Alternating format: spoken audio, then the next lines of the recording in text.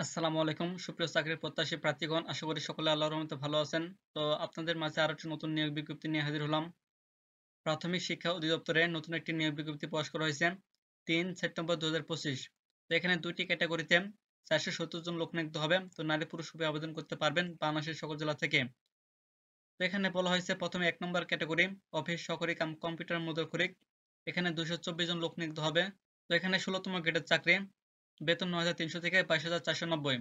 তো এই পদটিতে বয়সসীমা উল্লেখ করা হয়েছে সর্বনিম্ন ১৮ বছর এবং সর্বোচ্চ ৩২ বছর হতে হবে। এবং শিক্ষাগত যোগ্যতা চাওয়া হয়েছে এসএসসি পাশে আবেদন করতে পারবেন এবং কম্পিউটারে অবশ্যই এমএস অফিস কাজ করার দক্ষতা থাকতে হবে। ২ নম্বর ক্যাটাগরি হিসেব সহকারী, এখানে ২৪৬ জন লোক নিয়োগ হবে। তো এখানে ১৬তম গ্রেডের চাকরি, বেতন ৯,৩০০ থেকে ২২,৪৯০। এখানে এইচএসসি পাশে আবেদন করতে পারবেন বাণিজ্য বিভাগ থেকে এবং অবশ্যই প্রার্থীকে কম্পিউটার এমএস অফিসে কাজ করার দক্ষতা থাকতে হবে। তো আপনারা যারা আগ্রহী তারা দেখে শুনে আবেদন করবেন নির্দিষ্ট সময়ের মধ্যে। আর অনলাইনে আবেদনের জন্য প্রার্থীকে অবশ্যই dper.টেটক.com.bd এই ওয়েবসাইটে গিয়ে আবেদনটি সম্পন্ন করতে হবে।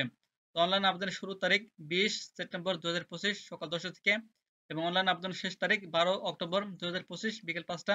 উক্ত সময়সীমার মধ্যে আবেদনটি সম্পন্ন করতে হবে। তো অনলাইনে প্রার্থী তার রঙিন ছবির দৈর্ঘ্য ৩০০ বাই প্রস্থ ৩০০ পিক্সেল হতে হবে এবং স্বাক্ষর ক্ষেত্রে দৈর্ঘ্য ৩০০ বাই প্রস্থ ৮০ পিক্সেল হতে হবে।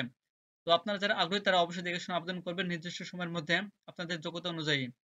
সর্বদা চাকরির নিয়োগ বিজ্ঞপ্তি আপডেট রাখার জন্য আমাদের জব নিউজ পেপার ফেসবুক পেজটি ফলো দিয়ে রাখবেন। সকালে ভালো থাকবেন, সুস্থ থাকবেন। আল্লাহ হাফেজ।